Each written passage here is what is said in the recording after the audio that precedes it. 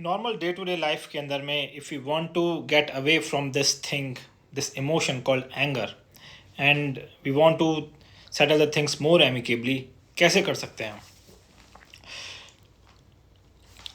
सी, anger हमें क्यों आता है? बेसिकली एंगर तब आता है जब कुछ भी हम चाह रहे हों, किसी पर्सन को कम्युनिकेट करना चाह रहे हों कि भाई ये काम ऐसे कर लो, ये ऐसे होना चाहिए, या फिर कोई चीज़ इस तरीके से होना चाहिए, एंड द सेकंड पर्सन, जो पर्सन जिससे हम कम्युनिकेट कर रहे हैं, वो पर्सन उस बात को नहीं समझता है या जानबूझ के इग्नोर करता है, या एक्स वाई जेड किसी भी रीज़न से जब there is a gap of communication where you feel that you are not being understood by the other person, जब आपको लगता है कि लोग या सामने वाला आपको नहीं समझ रहा है, तब आपको गुस्सा आना स्टार्ट होता है। सी,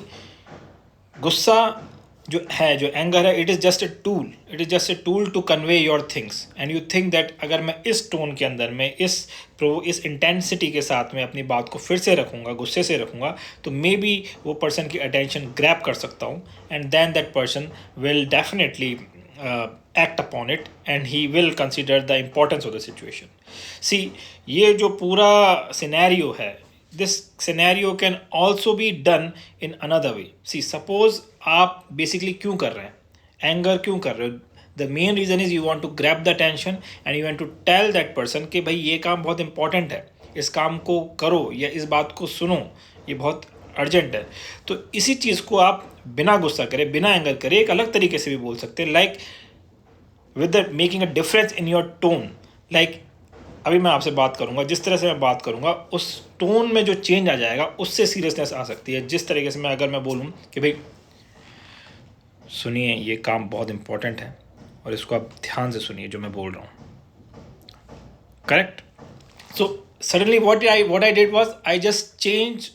the tone of my language, I just changed the tone of my communication। और इससे क्या हुआ, एक जो रेगुलर कम्युनिकेशन हो रही थी, एक जो नॉर्मल हमारी बातचीत हो रही थी, उसमें एक डिफरेंस क्रिएट की हुआ, एक फ्रीक्वेंसी डिफरेंट क्रिएट हुई, और जिसने इमिजिएटली सामने वाले की अटेंशन ग्रैब करी। तो you can use this particular tactic and it is being used by many of the leaders and many of the big managers whenever they are organizing or managing a lot of people and they are leading a big team. So just make a change in your voice, just make a little shift in your voice, in your tone, in the way you are speaking, and you can grab the attention, you can get the job done, and you can understand, you can make the other people understand the importance and the vitality of the situation.